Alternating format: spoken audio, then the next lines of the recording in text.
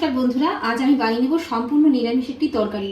তার জন্য আমি এখানে নিয়েছি ছোট ছোট টুকরো করে রাখা পেঁপে, আলু, আর এখানে ছোলার ডাল আমি ভিজিয়ে রেখেছি, আর রেখেছি এখানে নারকেল কুচি আর টমেটো কুচি। গ্যাসটা আমি জ্বালিয়ে প্যান বসিয়ে দিয়েছি। দিয়ে দিচ্ছি সর্ষের তেল।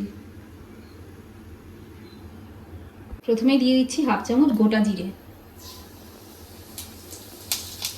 দিয়ে দিচ্ছি দুটো তেজপাতা। প্রথমে দিয়ে দিচ্ছি নারকেল কুচি। নারকেলটা আমি একটু সামান্য লাল লাল করে ভেজে নেব। নারকেলটা একটু লাল লাল করে ভাজা হয়ে গেছে, এবার আমি সবজিগুলো দিয়ে দিচ্ছি।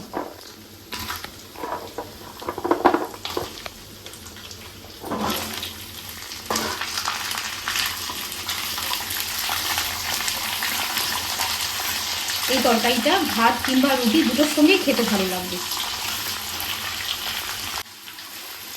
এখন পেঁপে আর আলুটা খানিকক্ষণ ভেজে ঢেকে ঢেকে সেদ্ধ করে নেব। তার জন্য প্রথমে একটু দিয়ে দিচ্ছি লবণ।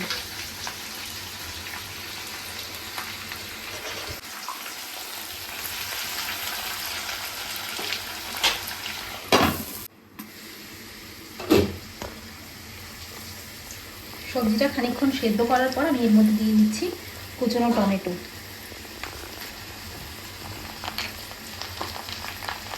লাল কাঁচা লঙ্কা বাটা,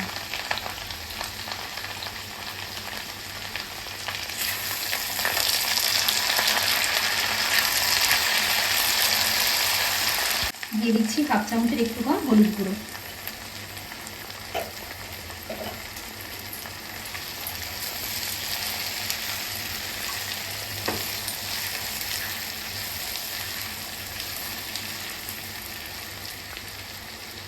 খানিকক্ষণ নাড়ানাড়ি করার পর এর মধ্যে আমি দিয়ে দেবো ছোলার ডাল আগের থেকে ভেজানো।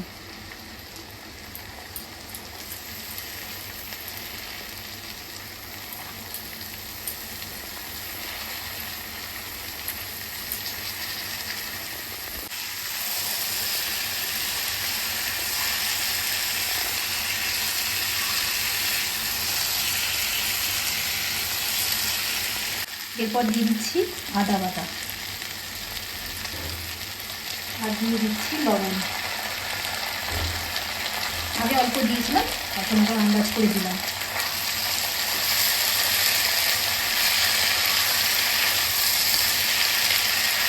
আবারও খানিকক্ষণ আমি এখন ধীরে ধীরে রান্না করে নেব।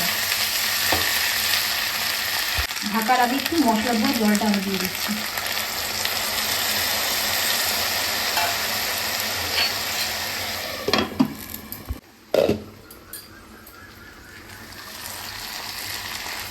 তরকারিটা খানিকক্ষণ নাড়াচাড়া করে আমি ঢেকে ঢেকে সেদ্ধ করে নিয়েছি। এবার এর মধ্যে আমি দিয়ে দেবো গরম জল।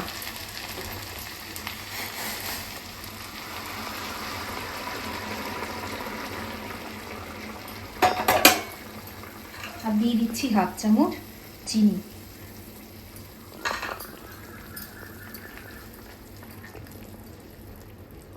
আবারও ঢেকে ঢেকে আমি সেদ্ধ করে নেব, একটু ডালটা যেন একটু গলে যায়।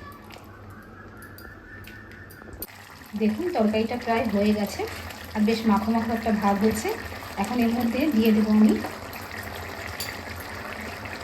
আগের থেকে ভেজে রাখা জিরে আর শুকনো লঙ্কা গুঁড়ো করা।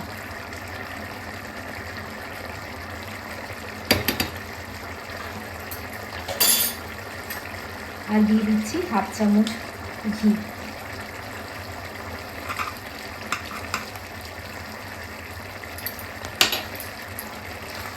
ব্যাস তরকারিটা তৈরি হয়ে গেছে, এখন আমি ঢেকে রেখে দেবো।